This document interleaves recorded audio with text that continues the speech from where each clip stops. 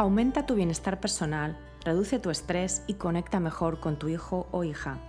Esto es Cuando tu hijo es diferente, un podcast para madres y padres de hijos con cualquier diferencia neurológica, de atención, de comunicación o de desarrollo. Yo soy Mavi Moreno y te doy la bienvenida a este programa donde comparto herramientas, técnicas y consejos prácticos para que disfrutes de tu vida y de tu maternidad. Hola, bienvenidos a un nuevo episodio de Cuando tu hijo es diferente. Yo soy Mavi Moreno y hoy te quiero hablar de un temazo que es tener o no tener más hijos cuando ya tenemos un hijo neurodiverso. Este es un tema importante y un tema que surge muchísimo en las conversaciones que tengo con muchísimas madres por redes sociales, dentro de mis grupos, de mis cursos. Y es un tema que obviamente también me ha tocado a mí por experiencia propia. Es un tema complejo porque lo ideal es encararlo desde varios niveles, no solo el mental y físico, sino también el emocional e incluso el espiritual o el trascendental.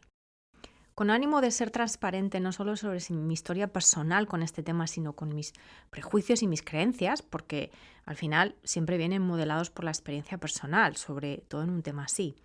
Os cuento. Mi marido y yo tardamos 4 años en tener a Adrián. Pasamos por 4 in vitro fallidas, viviendo en Túnez, en Portugal y en Mozambique, con viajes ex propósito a España y a Sudáfrica. Creo que mi cuerpo, mi mente y seguramente mi corazón quedaron traumatizados por los que fueron años muy difíciles. Adrián, al final, fue concebido de manera natural. Él venía con su propio calendario. A los 3 años de haber tenido a Adrián, mi marido quiso ir a por el segundo y yo me negué. Estábamos con la sospecha del diagnóstico de autismo y estaba convencida de que teníamos que estar al 100% con Adrián. Los años han ido pasando y no me he vuelto a quedar embarazada. Hace unos 5 años, hablando con una amiga, por fin me pude dar permiso para decir lo siguiente: no quiero dar más. Sencillamente no quiero tener otro hijo porque no quiero dar más en la faceta de madre. Sin embargo, para mi marido ha sido duro. De hecho, hace 2 años miramos el tema de adopción aquí en Estados Unidos, donde vivimos, de niños más mayores. Yo no estaba nada convencida, surgió el COVID y todo se paralizó. Y la verdad es que cuantos más años pasan, pues más claro lo veo. Aún tengo miedo de una supuesta soledad de Adrián cuando sea mayor y nosotros no estemos. Pero eso son quimeras mentales. ¿Qué sabe nadie del futuro? La verdad es que yo no tenía una visión clara a priori de mi maternidad. De joven decía que quería tener al menos uno, por aquello de pasar por la experiencia. Y eso he hecho. Nunca he comulgado con las fantasías sociales de hay que tener 2 o lo que sea que la gente se cuenta a sí misma y a los demás. Pero este es un tema muy personal. Yo acepto que, a pesar de todas mis dificultades, no soy nada niñera. Y sin embargo doy las gracias todos los días por Adrián. No solo porque llegó y colmó mi deseo de ser madre, sino por todo lo que me ha enseñado y me sigue enseñando. Pero no quiero más maestros. Y aunque sienta tristeza también por todo lo que no fue y todo lo que podía haber sido diferente, aunque tenga mis mini duelos en ciertos momentos, ¿no? Por ejemplo, ahora siento que estoy empezando a transitar un mini duelo porque mi hijo pues ya se acerca a la adolescencia y dejará de ser niño. Así que ahora que he compartido aquí con total honestidad mi propia experiencia personal, quiero lanzarte una pregunta. ¿Por qué decidiste tener hijos? ¿Porque querías ser madre, padre? ¿Porque querías vivir esa experiencia? ¿Porque era lo que se esperaba de ti? Sea cual sea la respuesta, siempre va a estar incluido tu deseo. Porque tenemos hijos por nosotros, los padres. Y no solo eso, sino que la decisión de tener hijos o de tener más hijos es una decisión, como casi todas las decisiones de nuestras vidas, emocional. ¿Y qué pasa cuando ya tenemos esa experiencia? Ya tenemos uno o varios hijos y además tienen alguna necesidad o perfil neurodiverso como autismo, TDA, dislexia, síndrome de Down, lo que sea. Y empezamos a tener pensamientos como: tengo que darle un hermanito por esta razón. Necesita una hermanita que le cuide cuando yo ya no esté, etcétera, etcétera, etcétera. Estos son pensamientos muy comunes, pero déjame que te diga que nadie viene a completar a nadie. Una familia no se completa por el número de hijos que tenga. La familia normal, entre comillas, no es la que tiene un número determinado de hijos, porque no existe una familia normal. El deseo de tener un hijo tiene que venir principalmente de los padres, no de la culpa que surge por lo que los demás esperan de nosotros, lo que pensamos quiere o incluso lo que nos pide nuestro hijo de neurodiverso o lo que nos dicen por ahí que es lo mejor, entre comillas, de nuevo, tanto para él o para ella, para nuestro hijo neurodiverso, los típicos le hará compañía, como para nosotros, cuando nos dicen así se entretienen juntos. Al final, cada familia tiene el derecho soberano de decidir cuántos hijos quiere tener y eso no la hace más o menos valiosa y maravillosa, sean como sean esos hijos, en número y o en perfil neurodiverso. Aquí creo que es fundamental recordar que no es justo cargar a los hijos con las responsabilidades que nos competen a nosotros, los padres. Un niño, una niña, sea o no neurodiverso, nunca es responsable de cuidar o dar ejemplo o de criar a sus hermanos, porque ese es el deber de los padres. No es responsable de mantener la estabilidad o de traer mayor bienestar a su casa. No es responsable de satisfacer el propósito de vida de sus padres. Ellos tienen que vivir su propia vida, ellos vienen a vivir su propia vida. Un niño nunca es responsable de hacer sentir bien y orgullosos a las demás personas. Por ahí viene mucho sufrimiento. Ni tampoco es responsable de ser el sustento o el apoyo emocional o el consuelo de sus padres. Y mucho menos aún cuando hay dificultades derivadas de una neurodiversidad o de una discapacidad en casa. Cada adulto es responsable de gestionar y de atender sus propias emociones. Pero con esto no creas que mi postura es contraria a ampliar familia cuando tenemos hijos con autismo, con TDA, con altas capacidades, con dislexia o con cualquier otra neurodiferencia, incluso con alguna discapacidad física. Tal vez tienes un deseo muy claro de ampliar familia, de tener más hijos, pero te paraliza un miedo aterrador que no entiende de razones objetivas. Y de nuevo, lo que quiero plantearte aquí es que esta es una decisión emocional, no es objetiva. Y que la responsabilidad del porqué, el porqué de esa decisión te compete única y exclusivamente a ti y a tu pareja. Así que dejemos de usar a nuestros hijos neurodiversos como razón de peso para tomar esta decisión, ya sea la de ampliar o la de no ampliar. Ahora bien, está claro que queremos lo mejor para nuestros hijos neurodiversos y que hay una serie de ventajas potenciales y de nuevo es importante entender que no están garantizadas, nada está garantizado en esta vida, pero son posibles de tener más hermanos. Hay unas ventajas para nuestros hijos neurodiversos también de tener más hermanos. Y hay ventajas para nuestros hijos neurotípicos, si los tenemos ya o si vienen después, de tener hermanos neurodiversos. Hay varios estudios sobre estos efectos positivos. Mayor adaptabilidad, capacidad de empatía, tolerancia hacia los demás.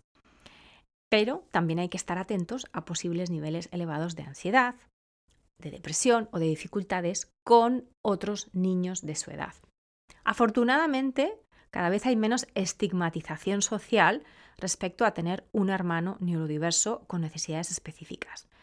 Pero siempre hay que tener muy presente el entorno social y familiar del hijo neurotípico y también del hijo neurodiverso.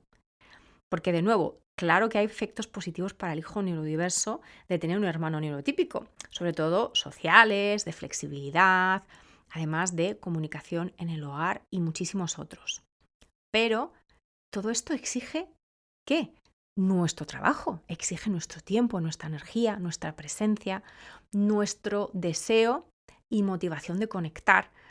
Nos exige mucho ser padres en general y mucho más cuando tenemos hijos con perfiles diferentes. Te dejo aquí algunos puntos que considero que son importantes, aparte de todo lo que he dicho ya, para sopesar cuando estás pensando en ampliar familia. Pero de nuevo, te repito que todas nuestras decisiones son emocionales, es decir, buscan evitar ciertos sentimientos, por ejemplo, la culpa o el remordimiento, o al contrario, buscan ciertos sentimientos, ¿no? Por ejemplo, la satisfacción o el orgullo. Y por lo tanto, la decisión de tener un hijo o una hija no es solo la suma de los pros y de los contras, sino que realmente responde a una necesidad emocional nuestra, de los padres. Pero merece la pena reflexionar sobre estos 5 puntos que te voy a dejar aquí, que son muy personales y que dependerán de tu situación y sobre todo de tu mentalidad y de tu estado emocional. El primer punto es, ¿sabes cuáles son tus límites? A todos los niveles. Por ejemplo, ¿te gusta el orden en casa? ¿Quieres tener más recursos monetarios disponibles durante el mes? ¿Te gustan los viajes exóticos?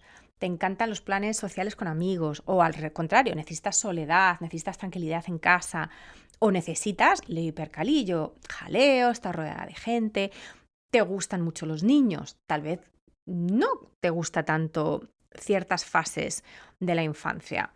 No hay mejores ni peores límites. Los límites y las necesidades son tuyos. Y por supuesto también de tu pareja. Y puede que no coincidan también. Pero tienes que hacer, y tenéis que hacer, un poquito de reflexión sobre cuáles son estos límites y si tener otro hijo te acerca o no a tu límite. Sabemos que tenemos límites como madres y criar a un hijo neurodiverso puede ser muy exigente. Recuerdo a una madre de una edición pasada de mi programa Familias Diferentes. Si quieres más información sobre este programa de acompañamiento, la encuentras en mi web, en mauimoreno.com/servicios. Esta madre nos comentó, y cito aquí textualmente, muchas veces requiere de una dedicación absoluta que no sabría cómo compaginar con otra persona, con otro hijo, a ese nivel de exigencia o incluso menor, si es neurotípico. Suena duro, pero lo veo así. Tal vez la pregunta más difícil, pero más importante que nos debemos hacer es, ¿mi vida, mi cuerpo, mi mente, me da para sostener a más hijos? El segundo punto es el tema de los recursos. Y no me refiero solo a los financieros, aunque obviamente es importante también, sino sobre todo a los recursos emocionales y sociales. Cuentas o puedes contar con apoyo de tu pareja, de tus familiares, tienes una buena red social de amigos, te sientes emocionalmente preparada, preparado, bien equipado para el indudable desafío que supone traer otro hijo al mundo, independientemente de que sea neurotípico o neurodiverso. Has realizado algo de trabajo personal, interno, psicológico, en lo que llevas de madre o de padre de alguien neurodiverso. Ten en cuenta que muchas de las heridas que surgen a la superficie al tener una maternidad muy diferente de la que nos esperábamos no tienen tanto que ver con nuestros hijos neurodiversos, sino con nuestras propias historias personales.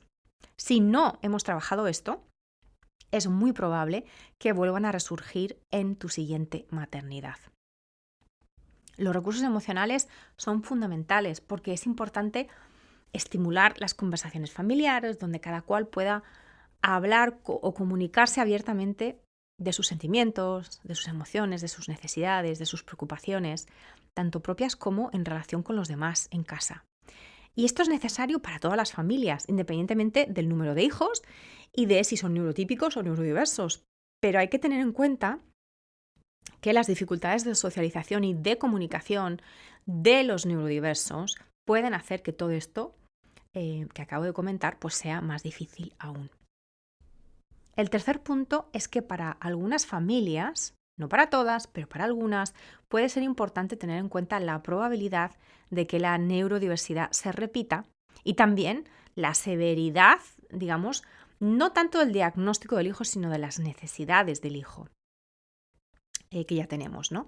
Porque a veces los padres pensamos solo en términos de nuestros pequeños bebés, de nuestros niños, sin pensar que van a ser personas adultas que tendrán que afrontar la vida, con o sin hermanos, pero que la van a tener que afrontar desde su propia neurodiversidad.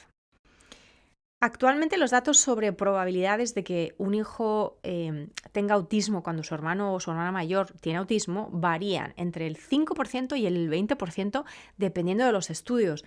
Y de nuevo, estos son datos estadísticos que no tienen por qué dictar tu decisión hacia el miedo, hacia el no tener más hijos. Te invito a que consideres si, bajo el paradigma actual capacitista, desde el que se afronta el autismo y otras neurodiversidades como trastornos del desarrollo, ¿te importaría o no tener a más de un hijo con un perfil específico? Así que ojo al significado que le das al autismo o al diagnóstico de tu hijo y cómo te afecta esto a la hora de considerar tener más hijos que pudieran o no tener un diagnóstico similar, teniendo en cuenta que, de nuevo, nadie nos lo puede anticipar. Este tipo de diferencias neurológicas no son detectables antes del nacimiento. El cuarto punto es que la vida es impredecible y es difícil de decidir cuando no tenemos toda la información de manera objetiva y por lo tanto, de nuevo, la decisión es emocional y es sobre todo subjetiva y muy contextual, porque no podemos predecir el futuro. Lo que hace que este tema sea muy complicado para muchas parejas y sobre todo por la posibilidad de elegir, ¿no? En una gran mayoría de casos, el segundo hijo o el tercero ya viene de camino durante el proceso inicial de diagnóstico del mayor, sobre todo en muchos casos de autismo. Y de alguna manera entonces la decisión parece que se vino así, no la tomamos nosotros, sino que, bueno, pues así vino. Y ojo, porque aunque decidamos que no queremos tener más hijos, eso tampoco quiere decir que no haya un proceso de duelo, de despedirte de esos hijos que no tendrás, porque estamos hablando de una especie de pérdida, aunque sea una pérdida de sueños. Es como una factura que aún tenemos que pagar aunque no nos hayamos sentado a comer. Así que muchas veces pensamos que tenemos libre albedrío, pero en realidad no es tanto así. La vida nos va abarcando el camino según el momento personal en el que estemos, según nuestras circunstancias. Y de nuevo, no podemos predecir el futuro. El quinto punto es que sea cual sea tu decisión, o si dejas que la vida y el tiempo tome la decisión por ti, lo más común es que te arrepientas o que tengas dudas en varios momentos, que tengas pensamientos como quizás si mis circunstancias hubiesen sido diferentes, o si mi pareja hubiese sido de otra manera, o si hubiese tenido más apoyo familiar, o a la inversa, si no hubiese tenido más hijos, podría ahora, lo que sea. Es normal tener este tipo de pensamientos y que nos ronden la cabeza durante mucho tiempo. Esto no quiere decir que tomases la decisión equivocada, la decisión errónea, sino simplemente que tienes un cerebro humano. Y una de sus funciones es dedicarse a identificar problemas y desafíos y revisitar y rumiar decisiones pasadas. El arrepentimiento, las dudas y la indecisión son parte de este particular camino, incluso cuando han pasado muchos años. Lo importante aquí es que no te machaques, en que no te critiques diciéndote a ti misma o a ti mismo que tomaste la decisión errónea. Si realmente sientes que es así y aún estás a tiempo de revertirla, adelante. Pero de nuevo, tomamos las mejores decisiones teniendo en cuenta nuestras circunstancias en ese momento y teniendo en cuenta que no podemos predecir el futuro. Y el último punto que te quiero dejar es que sea cual sea tu decisión, que tengas claridad de que es tu decisión y que no cargues a ninguno de tus hijos con ella. Esto ya lo hemos comentado antes. Otra mamá con la que he trabajado me comentó al respecto. Creo que también si decidía tener otro hijo, tenía que tener muy claro que era porque yo lo deseaba, no porque hiciera compañía a mi hijo o se hiciera cargo de él de adulto. Creo que esas son razones equivocadas, tomar decisiones futuras sobre el otro hijo o crearle presión. Ella lo comentó porque decía que sabía de muchos hijos que habían tenido esa presión de sus padres, como también tradicionalmente era el caso de que en las generaciones pasadas los padres, bueno, pues pretendían y esperaban que los hijos, que el hijo menor o la hija menor se hiciesen cargo de ellos de ancianos, ¿no?